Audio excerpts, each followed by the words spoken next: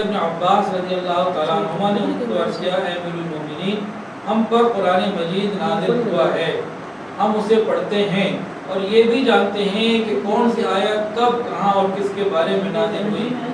امیر المومنین ہمارے پاس ایسے لوگ آئیں گے جو قرآن پاک پڑھیں گے تو صحیح، لیکن انہیں یہ معلوم نہیں ہوگا کہ یہ آیت یہ سورت کس کے بارے میں نازل ہوئی، شان نزول سبب نزول سے واقف نہیں ہوں گے، پس منظر اور بیک گراؤنڈ سے وہ واقف نہیں ہوں گے، لہذا وہ اپنی رائے قائم کریں گے، حقیقت سے دور ہو کر وہ اپنے دماغ اور عقل کے مطابق اپنی رائے قائم کریں گے۔ بس جب وہ اس بارے میں اپنی رائے سے کام لیں گے تو اختلاف کریں گے، آپس میں جھگڑا کریں گے، یہاں تک کہ قتال بھی کریں گے۔ ہر آدمی کی اپنی رائے ہے، کسان کی اپنی رائے ہے، تاجر کی اپنی رائے ہے، عورت کی اپنی رائے ہے، مرد جوان کی، مرد بوڑھے کی اپنی اپنی رائے ہے۔ جب یہ اپنی اپنی رائے کو شریک کریں گے اور شامل کریں گے تو پھر یہ لڑائی تک بھی آ جائیں گے، قتال پر بھی آ جائیں گے۔ تو شان نزول کا سمجھنا جاننا قرآن مجید کو سمجھنے کے لیے ایک قوی ذریعہ ہے، لیکن صرف یہی ایک کافی نہیں ہے، اور بھی بہت سارے علوم ہیں جن کی ضرورت ہے۔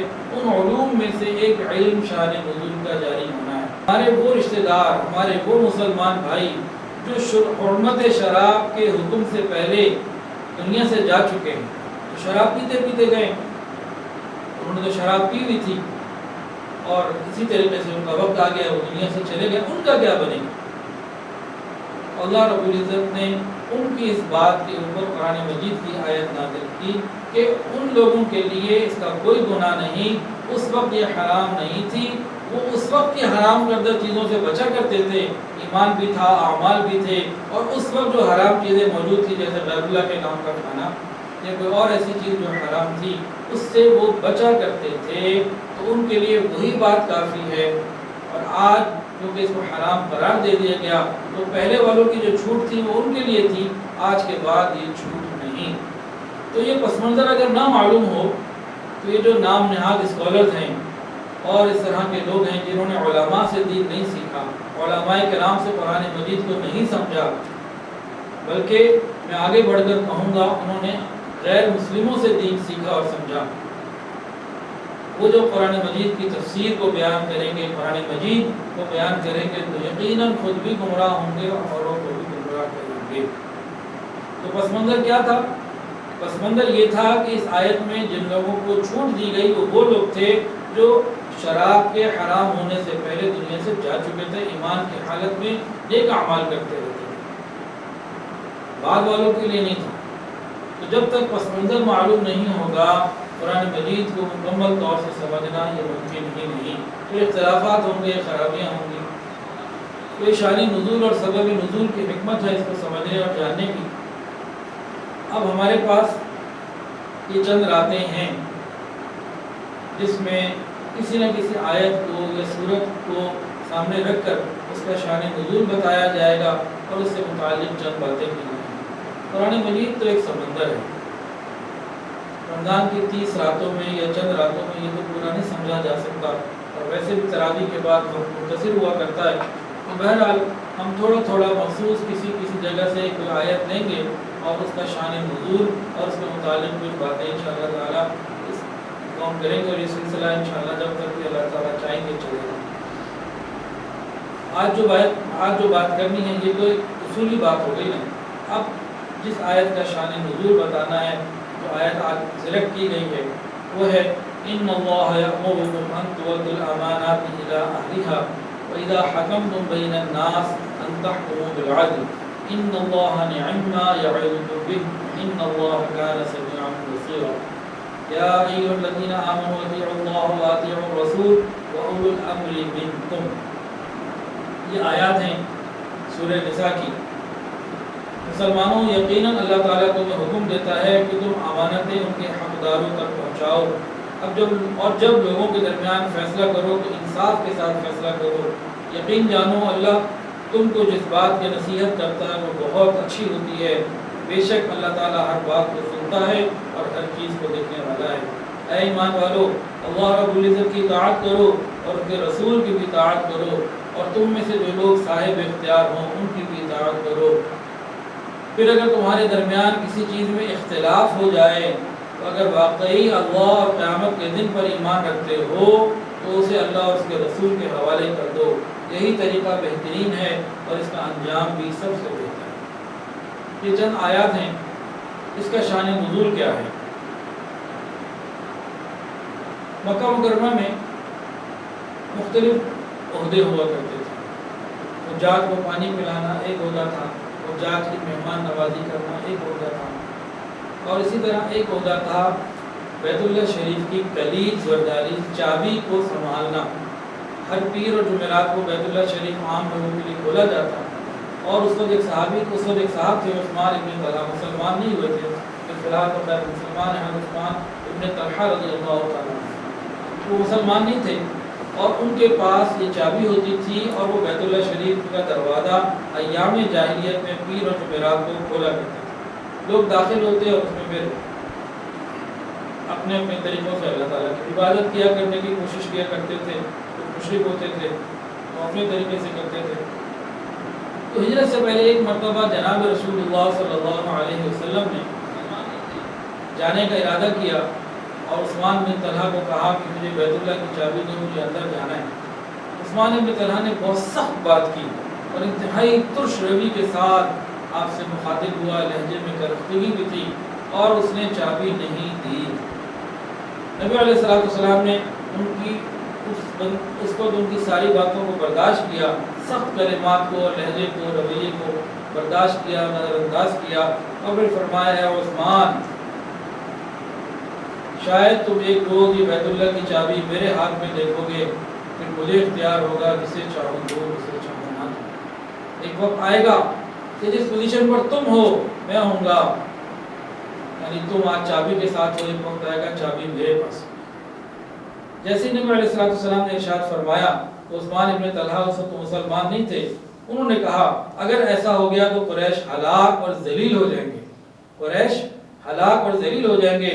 آپ نے فرمایا نہیں، اس وقت قریش آباد اور عزت والے ہو جائیں گے۔ خیر وقت گزرتا چلا گیا، نبی علیہ السلام نے یہ بات کہی۔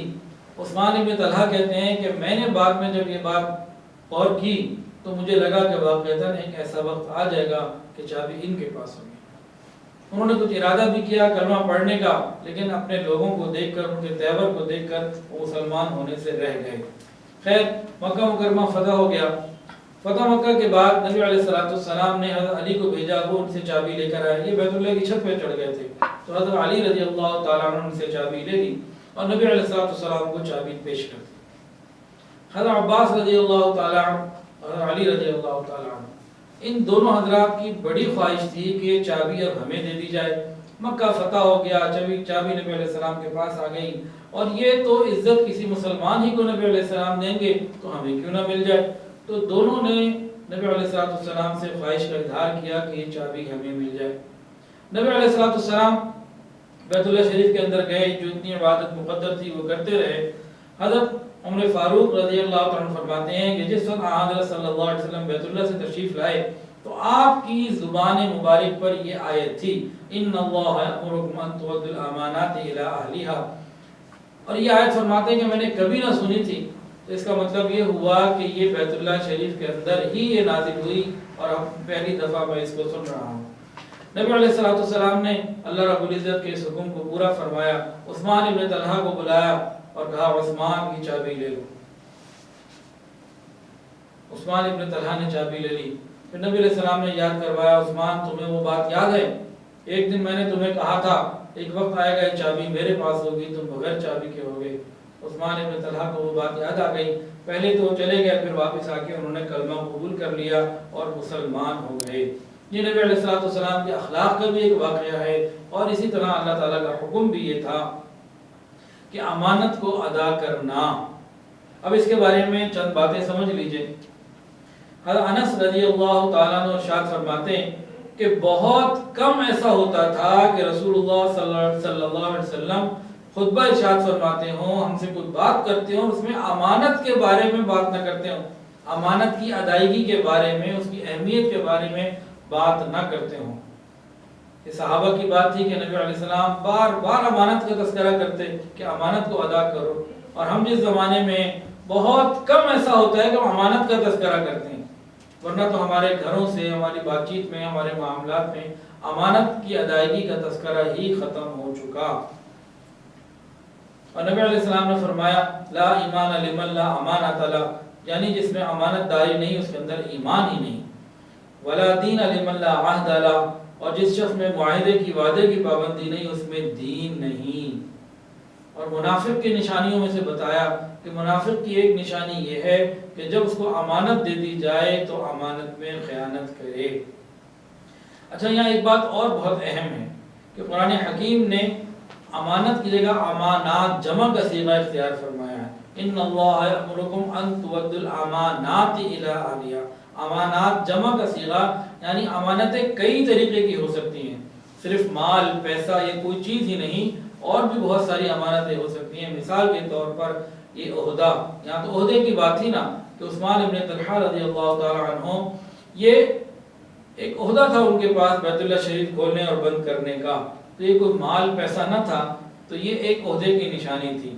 تو یہاں سے یہ معلوم ہوا کہ حکومت کے عہدے جتنے بھی ہوتے ہیں، جتنے بھی منصب ہوتے ہیں، یہ سب کے سب اللہ رب العزت کی امانت ہوتے ہیں۔ وہ افسر، وہ حاکم، وہ وزیر،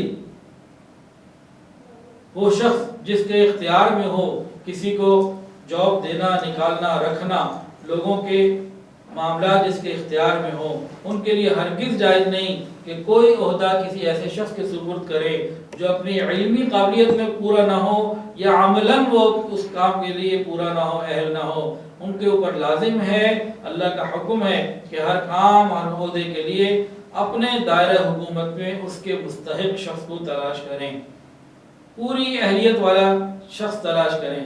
ہاں، اگر کہیں کسی محکمے میں، کسی شعبے میں پوری اہلیت والا بندہ نہیں مل رہا تو پھر موجودہ لوگوں میں جو سب سے زیادہ قابل ہو، دیندار ہو، اہلیت پوری رکھتا ہو، امانت داری کے حساب سے سب سے زیادہ آگے ہو، اس کو پھر عہدہ دیا جائے۔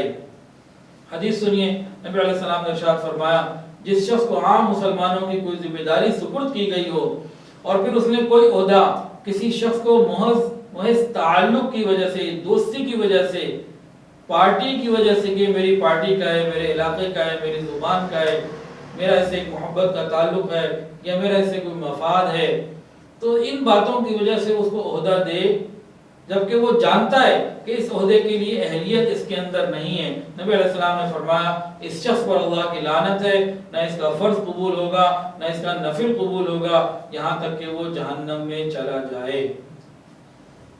بعض روایت میں بات آتی ہے کہ کسی ایسے شخص نے جو کسی کو عہدہ دے رہا تھا اور اس نے ایسے آدمی کو عہدہ دے دیا، منصب دے دیا جو اہلیت نہیں رکھتا تھا، کسی نااہل کو عہدہ دے دیا، تو فرمایا کہ اس نے اللہ سے خیانت کی، رسول سے خیانت کی اور مسلمانوں سے خیانت کی۔ آج نظام حکومت میں جو خرابیاں نظر آتی ہیں اس کی ایک بہت بڑی وجہ اس حکم خدا کو چھوڑ دینا ہے، من مرضی کی وجہ سے، من مرضی سے عہدے دینا، منصب دینا، اس کی وجہ سے یہ ساری خرابیاں پیدا ہوتی ہیں۔ اور سنیے، حدیث کے اندر آتا ہے جب دیکھو کہ کاموں کی ذمہ داری ایسے لوگوں کے سپرد کی گئی ہے جو اس کام کے اہل نہیں، قابل نہیں، اب قیامت کا انتظار کرو۔ یہ بخاری شریف کی روایت ہے، یعنی کہ ایک ایسی چیز ہے کہ اس فساد کا علاج ہی نہیں ہے، اب قیامت ہی آئے گی جب عہدہ کسی نااہل کو دے دیا، اب تباہی ہی تباہی ہے۔ تو اس بارے میں ہمیں سمجھنے کی ضرورت۔ امانت کا ایک پہلو اور بھی ہے، حدیث کے اندر آتا ہے المجالس بالامانہ، یعنی مجلسیں امانت داری کے ساتھ ہونی چاہیے۔ جہاں چند لوگ بیٹھے ہوں، ایک مجلس ہو، آپس میں مشورے ہوں، بات چیت ہو، تو آپس میں جو باتیں ہوئی ہیں یہ امانت ہیں، یہ آگے جا کے لوگوں کو بتانا مناسب نہیں۔ کوئی ایسی بات جس سے کسی کی جان کا نقصان ہو سکتا ہو یا کسی کی عزت لوٹے جانے کا خدشہ ہو، وہ تو بتایا جا سکتا ہے کہ دیکھو بھئی تمہاری جان کا مسئلہ ہے، تمہاری عزت پہ بات آنے لگی ہے، ورنہ عام باتوں کو بتانے کی اجازت نہیں۔ اور ہمارے یہاں اس کا بھی کوئی خیال نہیں کیا جاتا، مجلس کی باتیں ہر جگہ بیان کر دی جاتی ہیں، بلکہ اب تو سیدھا فیس بک پہ لگاتے ہیں۔ اسی طرح مشورہ بھی امانت ہے، ان اللہ یأمرکم ان تؤدوا الامانات، یہ مشورہ لینا دینا یہ امانت ہے۔ جس شخص سے کوئی مشورہ لیا جائے وہ امین ہے، اس پر لازم ہے کہ وہ وہی مشورہ دے جو اس کے نزدیک مشورہ لینے والے کے حق میں مفید ہو، دینے والے کے حق میں نہیں، جو مشورہ مانگ رہا ہے اس کے حق میں جو زیادہ بہتر بات ہو وہی بات کی جائے۔ اور اسی طرح اگر کسی نے کسی کو راز اپنا بتایا ہے تو اس راز کو بھی راز رکھنا یہ بھی امانت کی ذمہ داریوں میں سے ہے۔ اسی طرح قرآن میں اسی جگہ آیا ہے وَإِذَا حَكَمْتُمْ بَيْنَ النَّاسِ أَن تَحْكُمُوا بِالْعَدْلِ، جب تم لوگوں کے درمیان جھگڑوں میں فیصلہ کیا کرو تو انصاف کے ساتھ فیصلہ کیا کرو۔ دوست، دشمن، رشتہ دار، غیر رشتہ دار، ہم وطن، ہم رنگ، ہم زبان، ان باتوں سے تعلقات سے الگ ہو کر اللہ تعالیٰ کو سامنے رکھتے ہوئے فیصلہ کیا کرو۔ ہمارے یہاں ایک بہت بڑی غلطی ہوتی ہے کہ جب عہدے دیے جاتے ہیں تو بعض مرتبہ ایک ایسا کوٹا بنا دیا جاتا ہے آبادی کے تعلق سے، علاقے کے تعلق سے، چاہے دوسرے علاقے کا بندہ امین بھی ہو، قابل بھی ہو، عملاً بھی اچھا ہو، لیکن وہ اس وجہ سے نہیں آ سکتا کہ یہ اس علاقے کا نہیں، کہ قرآن مجید کے حکم کو چھوڑنے کی وجہ سے بہت سارے نقصانات ہمیں مل رہے ہیں۔ قرآن حکیم کے اس جملے نے اس عام غلطی کو بھی دور کر دیا جو بہت سے ممالک کے اندر موجود ہے، اور اسی اصولی غلطی کی وجہ سے یہ قانون لوگ بنا لیتے ہیں کہ حکومت کے عہدے آبادی کے حساب سے تقسیم کیے جائیں۔ ہر صوبہ اور ملک کے لیے کوٹے مقرر ہیں، ایک صوبے کے کوٹے میں دوسرے صوبے کا آدمی نہیں رکھا جا سکتا، چاہے وہ کتنا ہی قابل اور امین کیوں نہ ہو اور دوسرا بندہ کتنا ہی برا کیوں نہ ہو۔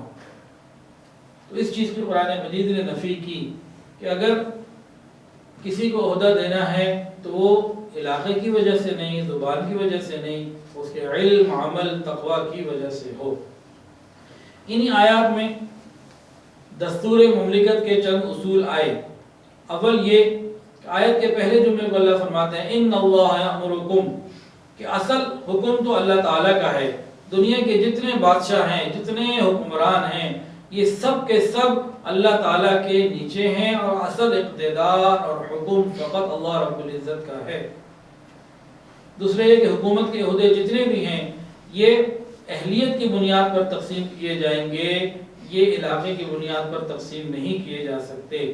تیسرے یہ کہ زمین پر انسان کی حکمرانی صرف اور صرف ایک نائب اور امین کی حیثیت سے ہے، وہ ملک کی قانون سازی میں ان تمام اصولوں کا پابند رہے گا جو اللہ رب العزت کی طرف سے بذریعہ وحی بتا دیے گئے۔ اور چوتھی یہ بات کہ تمام حکام کا، امراء کا، فیصلہ کرنے والوں کا یہ فرض ہے کہ جب ان کے پاس کوئی مقدمہ آئے تو نسل، وطن، رنگ اور زبان سے ہٹ کر یہاں تک کہ مذہب اور مسلک کا امتیاز کیے بغیر عدل اور انصاف سے فیصلہ کریں۔ اور اس میں آخری بات جس کے بعد انشاءاللہ دعا کر لیتے ہیں کہ امیر کی اطاعت کا تو حکم ہے، یہ قرآن کے اندر ہے، لیکن حدیث کے اندر یہ بات بھی موجود ہے کہ مخلوق کی ایسی اطاعت جائز نہیں جس میں اللہ رب العزت کی نافرمانی لازم آتی ہو۔ بعض مرتبہ بعض عورتیں پوچھ لیتی ہیں کہ بھئی خاوند کا حکم پورا کرنا یہ بھی ضروری ہے، لیکن اگر خاوند ہمیں کہہ رہا ہے پردہ نہ کرو تو ہم کیا کریں؟ ہم اس لیے پردہ نہیں کرتی ہیں کہ خاوند کا حکم پورا کرنا ضروری ہے۔ دیکھیں، خاوند کا حکم پورا کرنا ضروری ہے، حاکم کا حکم پورا کرنا ضروری ہے، یہ کس نے کہا؟ کہ اللہ رب العزت نے کہا، لیکن یہ تو نہیں کہا کہ میرا حکم توڑ کے تم میری مخلوق کا حکم پورا کرو، یہ کہیں نہیں کہا۔ تو مخلوق کا حکم پورا کرنا ہے اگر وہ اللہ کے حکم کے اندر ہے۔ اگر کوئی مخلوق، کوئی حاکم، کوئی بڑا اللہ رب العزت کے حکم کو توڑنے کے لیے کہے تو شریعت نے بتایا، نبی علیہ السلام نے فرما دیا کہ اللہ تعالیٰ کی نافرمانی میں مخلوق کی اطاعت جائز نہیں۔ اللہ مخلوق کی ایسی اطاعت اور فرمانبرداری جس میں اللہ تعالیٰ کی نافرمانی ہو جائے یہ جائز نہیں۔ تو بہرحال شان نزول اور سبب نزول کے حساب سے آج اس آیت کا انتخاب تھا، کل انشاءاللہ اس سے آگے چلیں گے۔ اللہ تعالیٰ سے دعا ہے اللہ تعالیٰ ہمیں قرآن مجید کی صحیح سمجھ عطا فرمائے۔ وآخر دعوانا ان الحمدللہ رب العالمین۔ ویڈیو کے نیچے سبسکرائب کے بٹن پہ کلک کریں، بیل کے آئیکن پہ کلک کیجئے تاکہ ہر نئی ویڈیو کی نوٹیفیکیشن آپ کو مل جائے۔